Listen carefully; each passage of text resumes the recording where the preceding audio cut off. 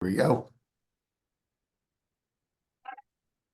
Good morning, everybody. I want to welcome you all to our first part of a four-part webinar series, a platform that I hope will illuminate the profound significance of the Technion Israel Institute of Technology. Before we delve into this enlightening journey, let us take a moment to honor our beloved Israel and the countless individuals who have sacrificed and continue to fight to protect our homeland.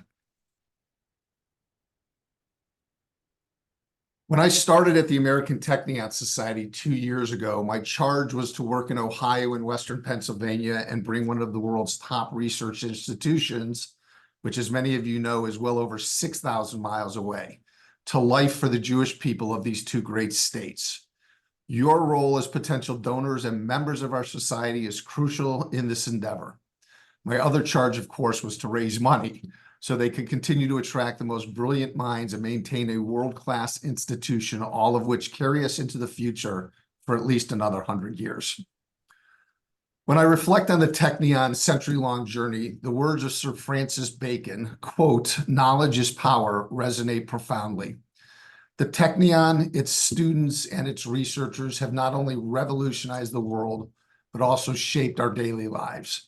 Their work has propelled Israel into a global financial powerhouse, earning its reputation as the startup nation. This is the impact that your support can help us continue to make. Today, we are fortunate to be speaking with Wayne Kaplan. Wayne is a treasured colleague, and if anyone at the Technion knows more about the goings-on in its 18 faculties at the university, I challenge you to bring that person forward. His current title is Vice President for External Relations and Resource Development. By the end of this conversation, you will understand, excuse me, precisely what he does and hopefully why he does it. Wayne, thank you for joining us this morning. I'm very excited to have you here. My pleasure. Fantastic. So we're going to dive right in with our first question, which is, having you explain to us a little bit about your background on your journey with the Technion, how you wound up there, and how you wound up in your current role. Sure. My journey with the Technion started 40 years ago. 40. Let me zip back a little bit just so you know really who I am. There are not many Waynes at the Technion, I have to admit. Not many Waynes in Israel, not a very common Israeli name, because it ain't. I mostly grew up in Wisconsin, literally in the middle of nowhere, and made my way not to Israel really, but to the Technion when I transferred to the Technion as an undergraduate student from a university in Baltimore, from Johns Hopkins. So I completed my undergraduate studies here at the Technion, discovered another topic that I fell in love with called materials science, did that here, did my PhD in the same topic. And I was really quite fortunate along the way, and the result of my PhD allowed me to obtain a postdoctoral position at the Max Planck Institute in Stuttgart. And I was really lucky there because, well, the Technion made me an offer to come back as a professor. So I did, and that was in 1995. So I've been a professor here at the Technion since 1995, but a student before that. Just to be completely honest, there were a few other good things along the way. As a new immigrant in the dorms of the Technion, I met. Well, I was in a flat with a bunch of other roommates, mostly from Morocco, and next door was a bunch of in a flat with a bunch of women, mostly from France, and we would hang out on Friday nights together because the Israelis would mostly go home, and the new immigrants, of course, would have Shabbat together and maybe hit the beach on Saturday if we weren't studying too hard. One of those French women today is my wife. We have two sons who were born here in Haifa, and the oldest, not too long ago, finished his MD, PhD at the Technion, and he is now a carpenter. That means he's an orthopedic surgeon at Rambam Hospital. And our youngest is now back into studies after an unplanned interruption in Gaza. And he is studying electrical engineering at another university in Israel. He had to be lived. So I've been here for a while. At the Technion, I'm a professor in material science and engineering. I still have a research group. I'm really still in love with that topic that I got lucky with way back during my PhD. And luckily there's still unanswered questions that I'm trying to figure out with the help of my students. I've served as a dean of my department for 5 years. Then I served as the vice president for research under the former president, Professor Levy, for 5 years. During that time, I was also CEO of our for-profit company. That's the mechanism by which we do technology transfer at the Technion. So I did that. I was very involved for 5 years.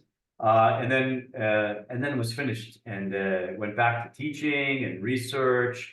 And I enjoyed it very much until this physicist that I know, actually met him dropping our kids off at the kindergarten here on campus years ago, named Ori Sivan, who's the president now, bent my arm and convinced me to ask me to come back to management in the present role. So sorry if that was a little bit long, but I've been here a while and I've been in a couple of different roles. I have to admit these previous roles really, really helped me in what I'm doing right now. It's an amazing university. It's never boring here.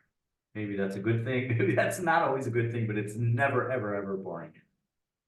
So hearing all that, I guess my first question would be, when do you ever sleep? On airplanes? That's funny. So can you tell us or give us a brief history of the Technion for those out in our audience who don't know much about it? Let's call it a 5-minute Technion 101. Sure. So we are not a comprehensive university. We have today we have 18 academic departments. 17 of them issue degrees. One department is humanities and arts. They do not issue degrees.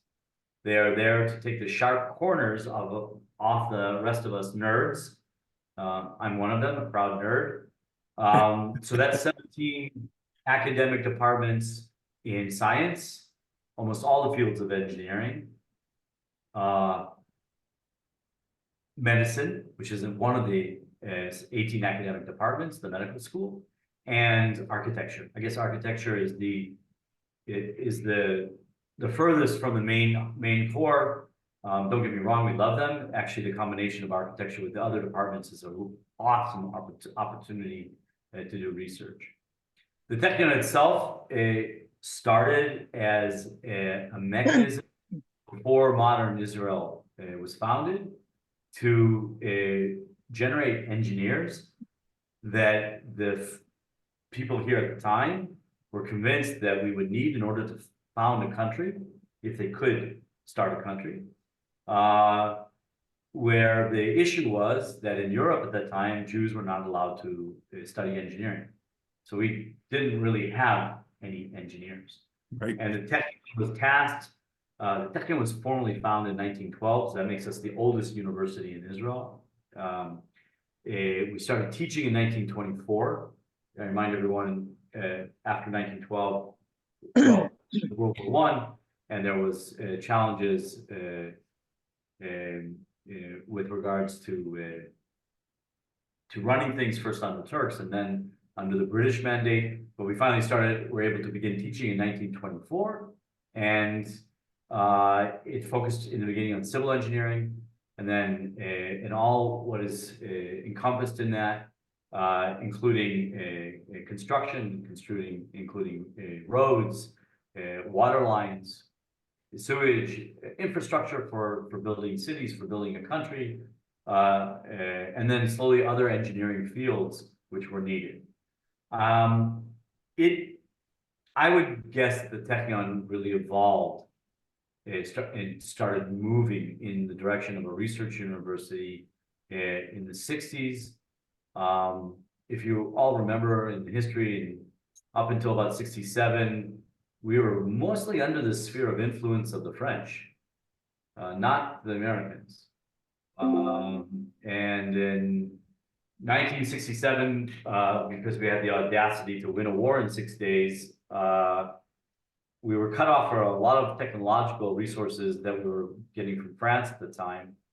And the Technion was basically tasked with developing a field called optoelectronics. And if I translate that to applications on the military side, that would be night vision, to be able to see at night. For civilian applications, it's everything related today that you take for granted, actually. One of them is the cameras that you're using to look at me, or actually that I'm using to send my image of myself, and more. It was started here at the Technion, not from a point of let's build devices, but let's understand the physics behind them and then develop the engineering. And that's really the concept here. We start with the fundamental science, and then we convert that to engineering. And actually, I would say that the microelectronics industry today in Israel, which is simply a powerhouse in microelectronics, came out of the Technion clean rooms. I can show you exactly where on campus. I remind everyone that this year we're celebrating, well, we're not celebrating. We were supposed to celebrate 100 years this year. We will celebrate the next 100 years next year. But Intel is celebrating 50 years in Israel this year. And it's not by chance that they are 50 years in this country, where almost all of their development efforts are in this area of Haifa or the stone's throw away from the Technion. That's in microelectronics. There's many other areas of industry which I'm sure people have heard of that have been influenced by the technologies that come out of here, and that includes water, water management, which we're actually quite good at for a country that has no water. The food tech industry, agriculture industry. I remind everyone that drip irrigation was invented by a graduate of the Technion, Rafi Mahudar. And that's really affected millions and millions of people around the world, mostly in underdeveloped countries. But of course, it's common everywhere today. And that's the way the Technion continues to operate. We are oriented on fundamental research, the best and most excellent research you can possibly imagine. That means we're really, really tough on our faculty. That's what our standard is. We know that from fundamental science, the output in engineering or in applied directions, including medicine, including architecture, but also all the engineering directions, it can be completely different if the fundamental science is there. And that's why the effort is first on science. We teach, obviously, we're still generating graduates. We have almost 10,000 undergraduates and almost 5,000 graduate students. And our role is to populate the country with engineers and architects and physicians and new scientists to lead the way. And I guess the third hub of our activity today, more than ever, is the transfer of intellectual property in the form of technology, not just concepts of engineering, but actually working technology. And we're actually pretty good at that. Yeah. So that's really the Technion. Fabulous. And I got to plug that for any of you out there that are listening. Technion has opened its doors and always has to the college students, especially in this day and age in the United States. So if you know anybody who is looking to study in Israel, please reach out and let me know, and we'll see what we can do to help you get to that point. So Wayne, in your role as the VP for External Relations and Research Development, tell us what that entails, what you do, not only on a daily basis, but the goals for what you're doing. Sure. Well, maybe I can explain the goals through the tasks. If we look at my team, we're basically in three major areas. The team, and then there's a few other added jobs that I have. So first of all is external relations. the Technion can't do anything along its list of goals without the help of the extended Technion family, supporters.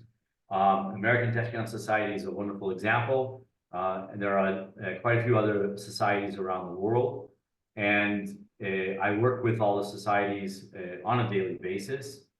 In my division, we have 2 departments that work on projects that we desperately need help on, and we communicate those out to the societies. One department is mostly about communication, and the other is about making sure that everything runs on time and we report correctly. So we provide, of course, reports to the supporters who help us. With those same 2 departments, I have an extended field, and that's interaction with other universities. The Technion collaborates with other leading universities around the world. In science today, there's an expression that if you collaborate with somebody, there's an amplification effect where 1 + 1 works out to be about 17.2. So it's really it's a much better way to bring in expertise that you don't have, and vice versa with your partner or partners, and then take on big tasks. So we're always looking for partners that we can collaborate with on a university level. Individual faculty members do this however they want, but we often initiate this at the Technion level, and I'm tasked with that. That's an area that's more and more challenging, I must admit, this year for obvious reasons. But that's one of the tasks. Another 2 departments in my division deal with events and visitors. We have an amazing visitor center here on campus. It hosts people that support the Technion. It hosts people that are curious and want to learn about the Technion. And it hosts Israelis who get off the cable car from the train station in the campus and walk into the visitor center because they're also curious about the Technion. And we're always working to do that. Another team handles events. We're a university. We have graduation ceremonies. By the way, this year we've had to push them all back to September. Normally we would do them in June. We'll be doing them in September, and that team is in charge of coordinating that. The same team is in charge of coordinating our annual Board of Governors event. So they are extremely busy right now. Matter of fact, I feel like a bit of a bouncing ball because I'm bouncing between one and another from them right now. And right before I clicked on the Zoom, about 17 of them were sitting here in my office asking for decisions. We have, even though it's a challenging year, we have quite a few people coming from abroad, and we really appreciate the effort to join us in the BOG, which is basically a solidarity Board of Governors mission this year. And we also have the Centennial, which we will be celebrating next year. We worked really, really hard to put that together. That's not a party for one evening. That's a whole year of events. And we will be applying those plans starting. Obviously, we originally would have been in the academic year, which would start in October. Obviously, we won't be doing any celebrating in the month of October, but in November we will begin. And there's a lot of effort around that.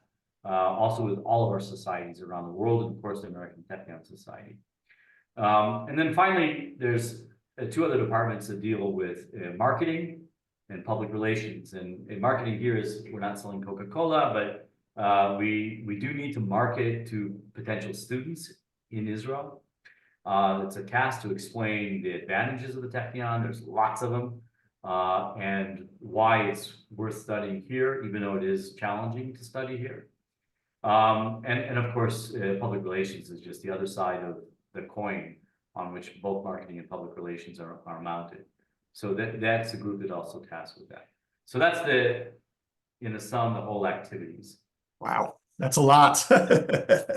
So, and I would encourage anyone out there, if you're going to Israel, please reach out to me. We'd love to get you to the Technion, to our visitor center, and to, help you get to experience all the amazing things that are going on campus.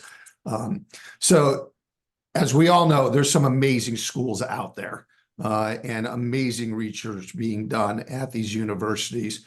Tell us, Wayne, what makes the Technion unique and different from all those other schools? Well, I think there's several aspects. Maybe I'll focus in on two. First, there's the education aspect. We teach engineering in a little bit different way than most other places. So I think everyone more or less understands what engineering is. And if I paraphrase it, and there may be some engineers out there who will not like this description, but basically engineers have to solve a problem where you have, let's say, 5 equations and 8 unknowns. So if you remember your algebra from high school, and if you have 2 equations and 2 unknowns, x and y, that's easy, you can solve it, no problem. The minute you have more unknowns than equations, that's not tractable, you can't solve it. But that's exactly what engineers are required to do. And they do this with background knowledge, rules of thumb, experience, and then in the medical field with a lot of guesswork. And yes, I'll probably insult my oldest son, but physicians are a form of engineers. There's a lot of engineering. That's what they're doing, basically. A much more challenging task because way more unknowns than we, let's say, mechanical engineers have to deal with. But that's what engineering is. It becomes much more tractable and much more easy to solve. And the solutions that engineers come up with are much, much better if they fully understand the science behind that field of engineering. So if it's mechanical engineering, it's mostly physics. If it's chemical engineering, it's mostly chemistry, but also biology. Materials engineering, you actually have to have both physics and chemistry, and today even biology background to understand it. That's my field. And the list goes on. And what we found is that if our graduates have a real fundamental understanding of the fundamental mechanisms behind the phenomena at hand, their solutions, their engineering solutions, they reach them much faster. They're usually much better, and they're often very, very, very different than what others come up with. So again, the education system here is based on strong emphasis in fundamentals. Even though if you're in an engineering department and you are going to be studying engineering, we're not going to let you leave without understanding the fundamentals behind it. By the way, that's done hand in hand with the industry. Industry knows this. They know the reputation of our graduates. They know the material. Our graduates are incredibly employable. Our biggest problem, especially in some departments, is to keep industry away, sometimes with a stick, long enough to let the students finish the 4-year program and not start already, which sometimes delays the studies. We don't want that to happen. So it's a great product, if you will. Our graduates are amazing, amazing students. And I think it really comes about because of this approach. I must add on that there's a lot of ingenuity and entrepreneurship attached to this. Now you can ask, an excellent university has to have innovation, has to have ingenuity. Otherwise something's wrong from the get-go. Entrepreneurship, of course, is a different kettle of fish. And yet at the Technion, we have a significant number of faculty, staff, and students involved constantly in entrepreneurship. And they succeed. They really, really succeed. And the question is, how does that happen? And why is it different from other universities? And of course, the answer there is that every day at 5:30 in the morning, I open up the Technion water supply and I dump in this little special liquid into the water, and that's what and changes the game. Actually, it's a really complicated answer why there's so much entrepreneurship, and maybe I can go into that at some point if there's time. but it's an amazing process to watch at all different levels, from undergraduates to graduate students to professors who are coming up with ways to take ingenuity and apply it outside of the tech. Yeah. Well, yeah, no, and it's interesting because when I first started, I had Charlotte Vaught out here, and she and I and my wife were sitting around after our event talking, and I asked her, "How did you wind up at the Technion from the Netherlands area?" And Charlotte's answer was really interesting to me because she had been being courted by so many other places to come and do her work. And it was the trust factor, it was the atmosphere, it was the congeniality of it all. So, you know, I love the fact that she feels comfortable doing her research there, and she's not worried that anybody's going to steal it. Because as we know, this research is huge, and you know, people sometimes do things to get ahead that you know Charlotte doesn't have concern about doing there. I would also point out that when I met with Howie Chosit at CMU, who we have a collaboration with, Carnegie Mellon University, one of his first comments to me was, if you could get me 10 more Technion researchers here, they are so much more in tune and mature in what they're doing, I would pay you $1 million. So I'm still trying to figure that out, and I'll split the mill with you. But we really do have a wonderful reputation, not only amongst industry, but amongst the universities in the United States, at least. So with that being said, and talking about the research, let's dive into a little bit about what are some of the greatest accomplishments that have come out of the Technion that can help our audience understand why it's so important to support this organization going forward and how it's touched their lives.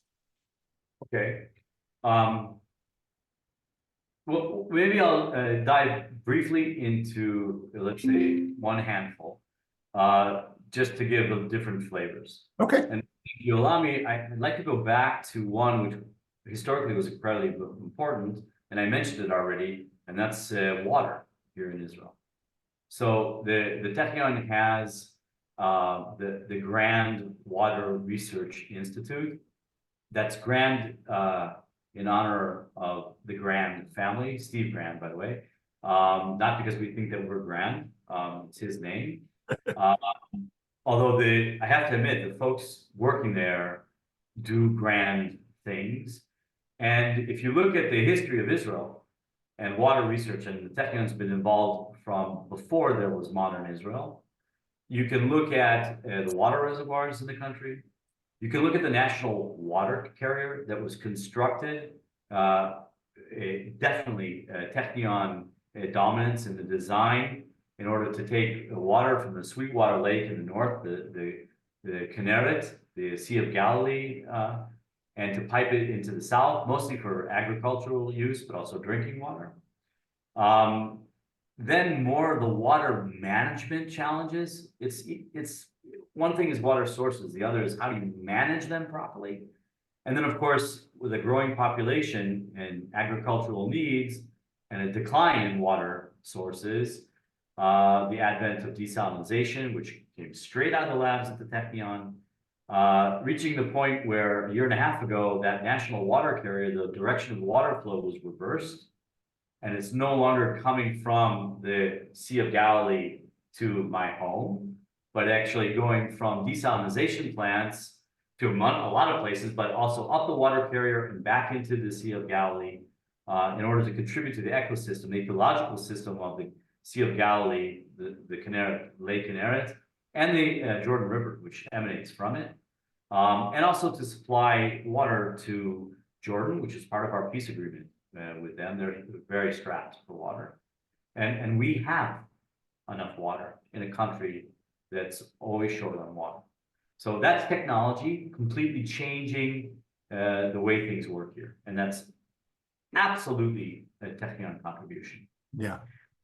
If I go a little bit forward in time, and I mentioned the microelectronics industry, that 100% came out of the Technion. Again, it started with the need for night vision equipment. By the way, which unfortunately some of our neighbors were receiving that from what was then the Soviet Union, and we didn't have it. And it became critical during that time. It is always critical now. Actually, I couldn't imagine doing that without it today. And that led into what is called the microelectronics industry today. If you look at Intel, all of their low power devices, all of their communication devices that are on board their chipsets were born in their development plant here in Haifa dominantly by Technion graduates, and often with research conducted with the departments of the Technion. So, and microelectronics is more than that. It's not just the computers, it's also the memory, the disk on key, what we call disk on key. I think it's a memory chip, or what do you call that in the United States? The disk on key device. I have one in front of me, but I don't want to pull it out of my computer right now, but it's the flash memory that you can plug into your computer, copy data onto it, and then move it to another computer. Like a flash drive. Memory sticks. They were called memory sticks. Today they're flash. Yeah. And so the entire concept of flash memory, but how to use flash memory in such a package, of course, that's built more on a Technion graduate, and that entire industry came out of it. And there's more in that area. Let's skip forward and talk about fundamental science. Two gentlemen from the medical school who were awarded this little award called the Nobel Prize. And that was for their work on ubiquitin, which is basically the mechanism by which the body breaks down or does not break down proteins. And I've learned that that's a process that happens on a monthly basis. So we're replacing ourselves all the time in a very systematic method. By the way, think about it. You're replacing your even parts which are responsible for your memory, that the memory is retained. That's not a trivial process. And its understanding has led to fundamental achievements in two fields which depend on this process. One is a horrible disease called cancer, and the other is diseases related to neural systems. So they're both rooted, or those diseases are all rooted in breakdowns of the same process, the ubiquitin process. Interesting. Of course, Avram Hershko and Aaron Shechanover were awarded the Nobel Prize in chemistry, by the way, even though they're from the medical school. It was fundamental chemistry what they had done. Then go forward a few more years, and there's a gentleman from my department named Danny Shefman. For years, we were taught, except at the Technion, that crystals could only be of a certain form. There were mathematical rules behind them. These rules were all in all of the textbooks.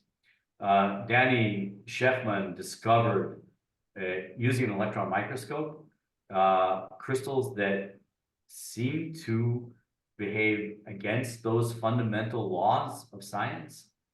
For one reason or another, they were labeled quasi-crystals. This discovery was absolutely not accepted by the best in science and in chemistry. A guy named Linus Pauling, I'm sure you've heard the name, 2 Nobel Prizes from the United States. He's since passed, but he was very famous and absolutely rejected this finding. It took a few years. Danny persevered and proved. And by the way, quasi-crystals are common. You can find them.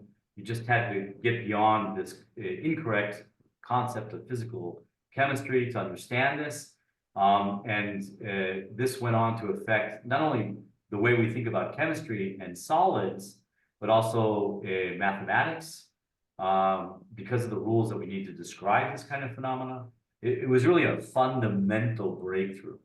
And so he was awarded the Nobel Prize. That's not, chopped liver. And Right. It was an amazing event. By the way, I was dean of the department at the time, so I actually got to participate in that ceremony in Stockholm in December. It was amazing. So that's fundamental science. If I whip one more off of, because I think it would bring me to 5, that I can think of right now. there's two gentlemen, one from chemical engineering and one from material science and engineering, Professor Gidi Grader and Professor Avner Rothschild, together with their graduate students, were dealing with the challenge of solar energy. We have a lot of sunlight in Israel. Actually, that's definitely the solution to the energy needs everywhere, is solar energy, and it's the best way to go, and by far better than any other alternative energy source that you could possibly imagine. The problem is that it goes dark half the day, or more than half the day, depending on where you live. In other words, our problem isn't generating electricity, it's storing. And together with their students, what they came up with was taking the concept of a solar cell, and instead of converting light into electrons, electricity, they used this conversion process to split water molecules immediately. And they split them into water is made of hydrogen and oxygen. Oxygen we're not short of, they just let that go. But part of their patents is the separation process and storage of the hydrogen. And basically they store absolutely green hydrogen as an intrinsic part of this process that they developed. I remember when they were making this in the lab and demonstrating it for us in the department on little devices about yay big, and we were seeing the bubbles come up and the hydrogen. They were proving that it was really hydrogen and it was really cool. And then they went further and they expanded this, packaged it, turned it into an actual production device. Today, the big ones are about the size of a train car, maybe a little bit less. You know, these transport carriers that they put on ships, about that big, and they collect the solar energy and convert it directly into hydrogen, which of course then we can use in a number of ways, including fuel cells. You can use it for chemical processes if you need that. You can actually burn it. I mean, recombine with oxygen and make a bang, and that's how a combustion engine would work. Right. But the fuel cells are simpler and safer. Basically, it was a startup.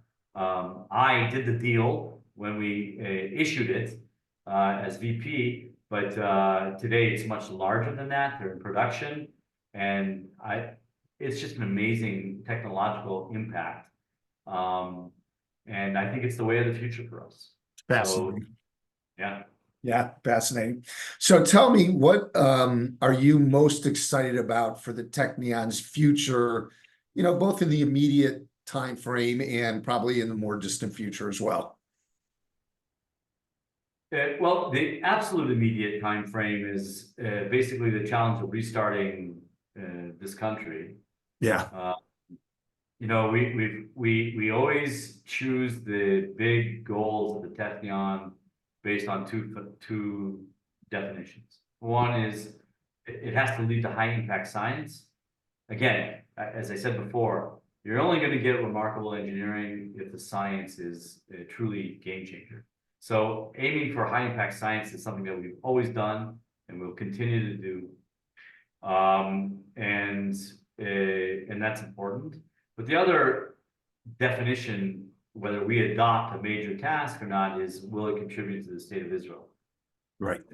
That's actually quite special, and it's not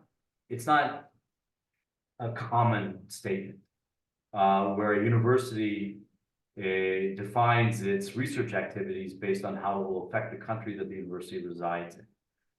Yeah, that's part of management's guidelines here. That's how we work. So right now, we have other challenges going on. It's been a bad couple of days, but we will overcome this. And we need to kickstart or restart the high-tech industry, which has right now been so badly hit, mostly because the engineers are off fighting a war and not in companies.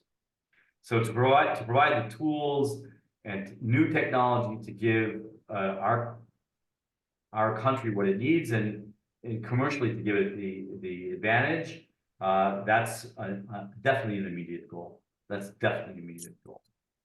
That will continue going forward. The big challenges that we are addressing right now are basically broken down into two major research frontiers. One of them is called the Human Health Initiative.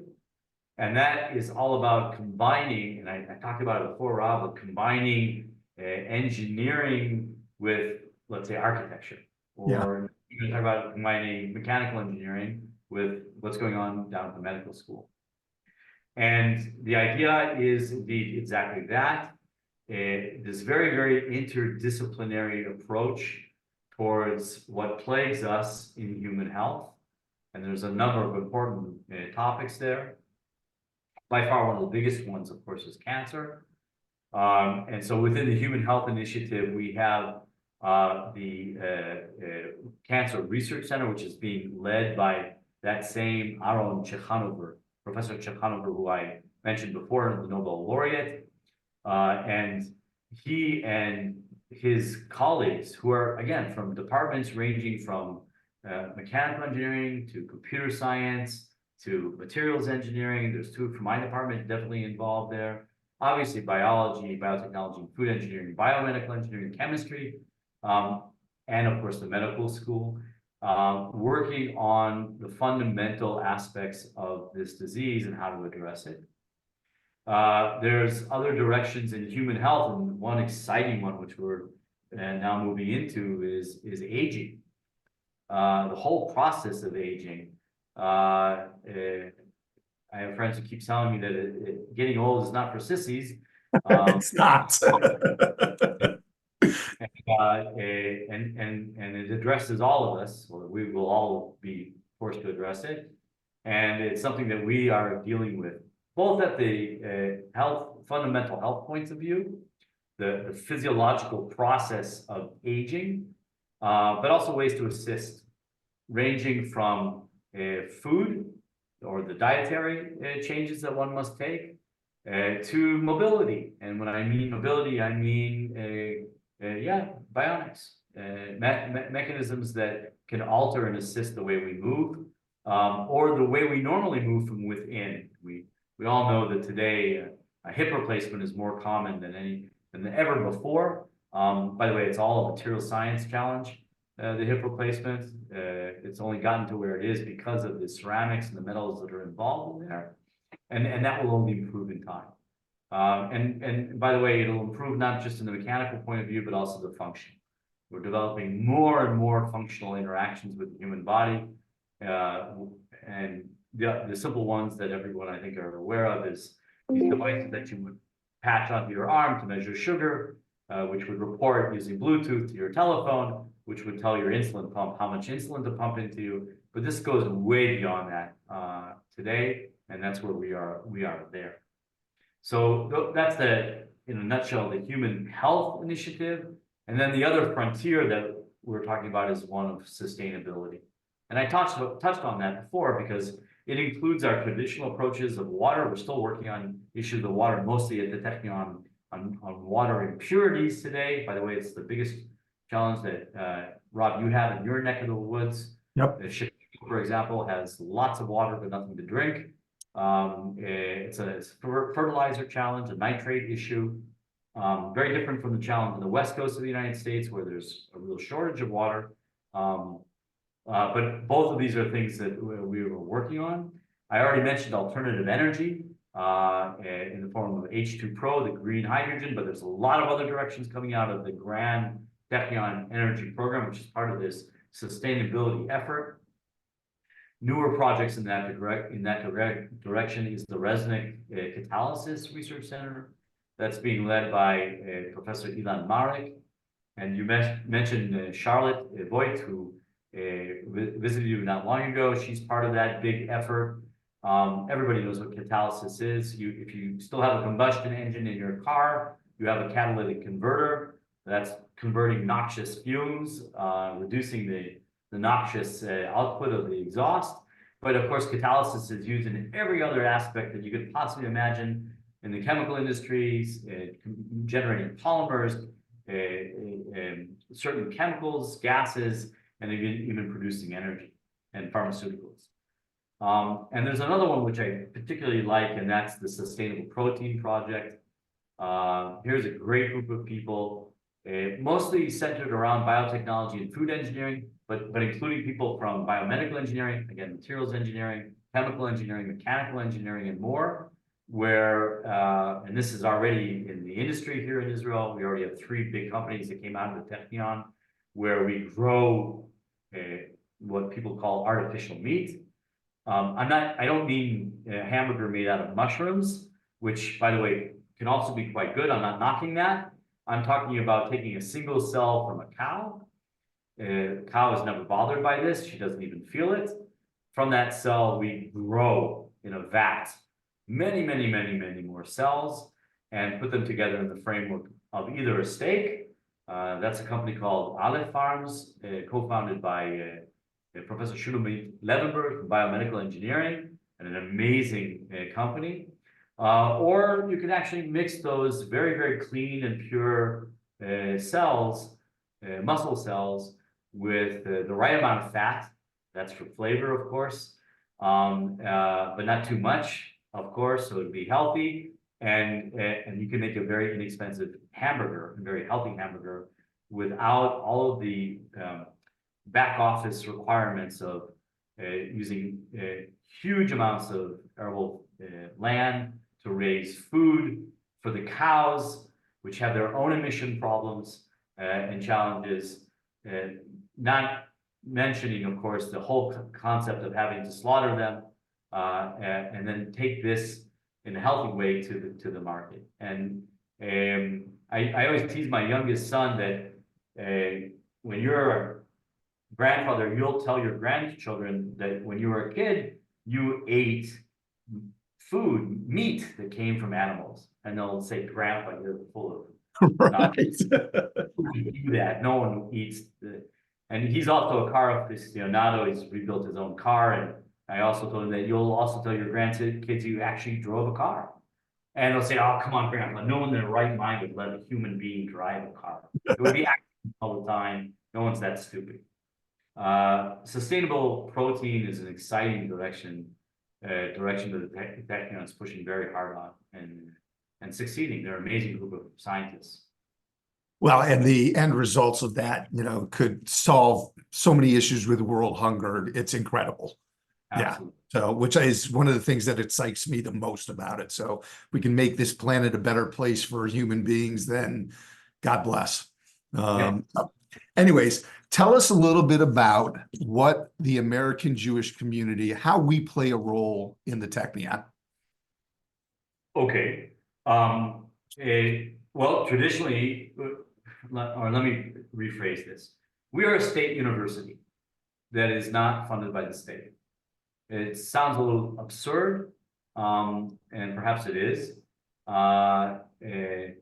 We have a clear mission, and we are definitely appreciated by the state. But the buildings on this campus all came from supporters, most of them from supporters from the American Technion Society, who have helped us financially put together the packages that we need in order to construct these buildings. We have one building on campus that was built by the government of Israel. It was built by David Ben-Gurion when he was here, and he actually founded this campus.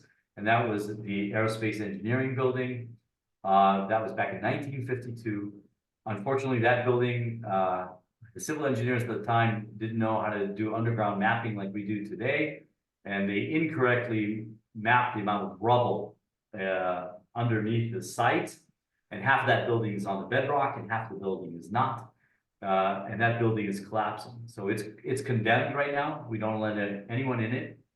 We certainly are not using it for students. And we're tasked with building a new one.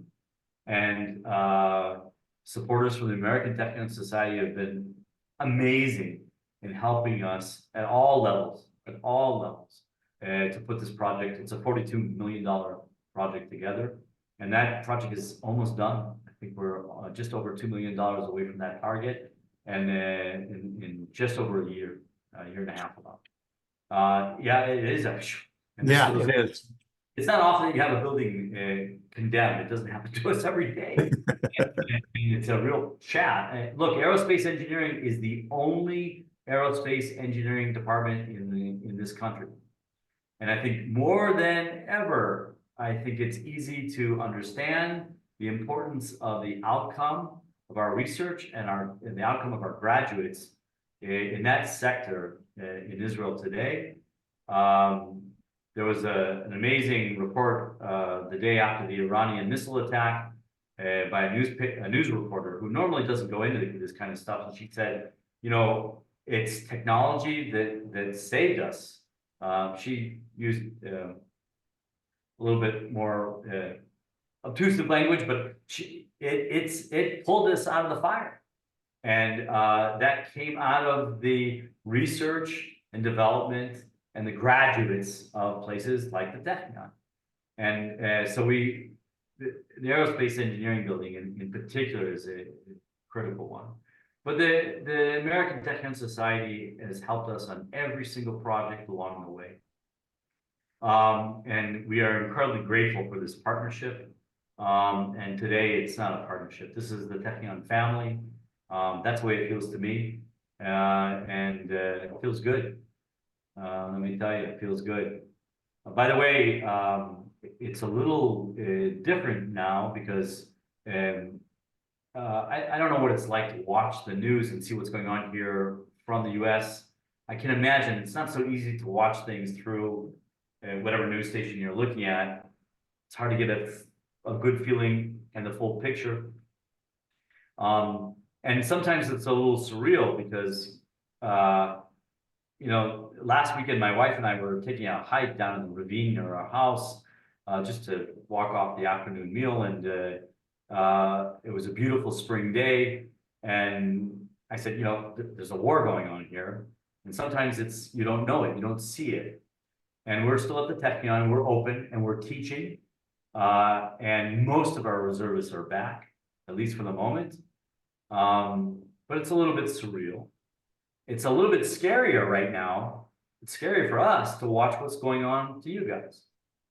The level of anti-Semitism in North America, also Canada, North America, the UK, Australia is horrific. It's just downright scary.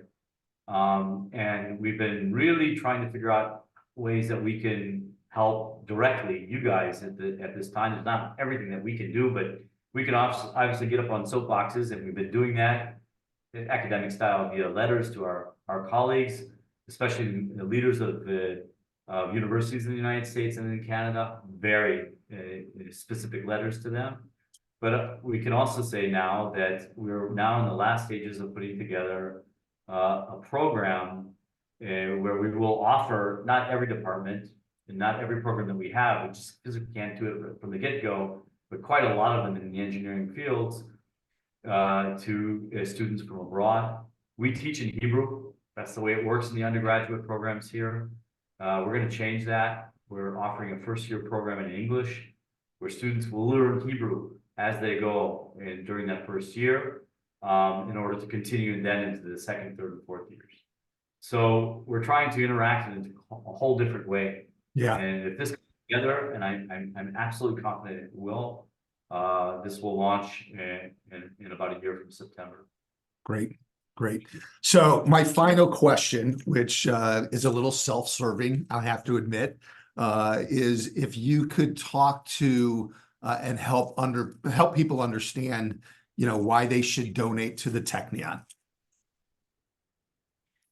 Well, besides the fact that it's an amazing place, Right. And I think it's serving an amazing role here.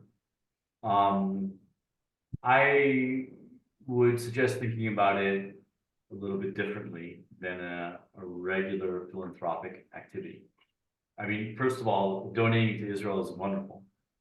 People do that. They buy an ambulance for the emergency services here, things along those lines.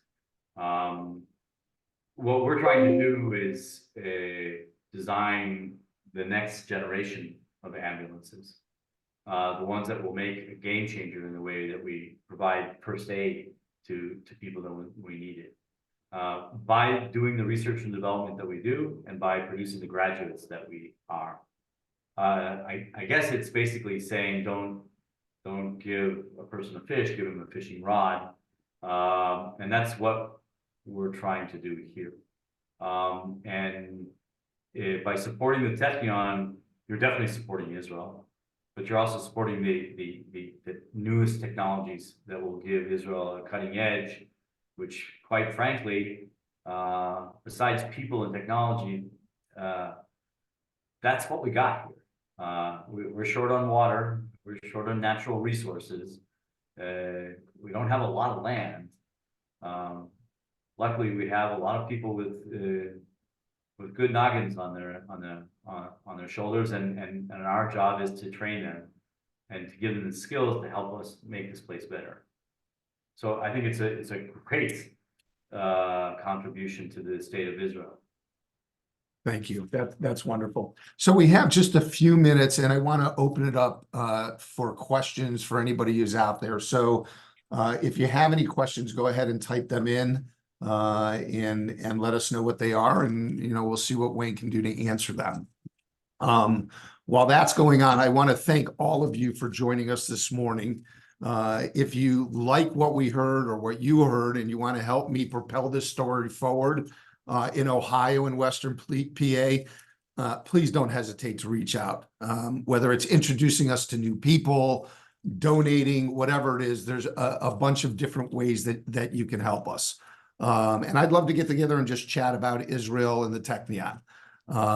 With that being said, I'm not seeing any questions at this point, so I'm going to wish you all a wonderful day. Wayne, thank you so much. This was compelling and very interesting, and I invite you all to join us on December 5th when Associate Professor Benny Chukarul will be joining us and talking about his research in engine aviation and how it's going to change how we look at things flying in the sky, protecting Israel, protecting our country, and the various innovative technology and applications for that. So thanks again, Wayne, and we'll speak soon. Bye-bye. All right, bye-bye.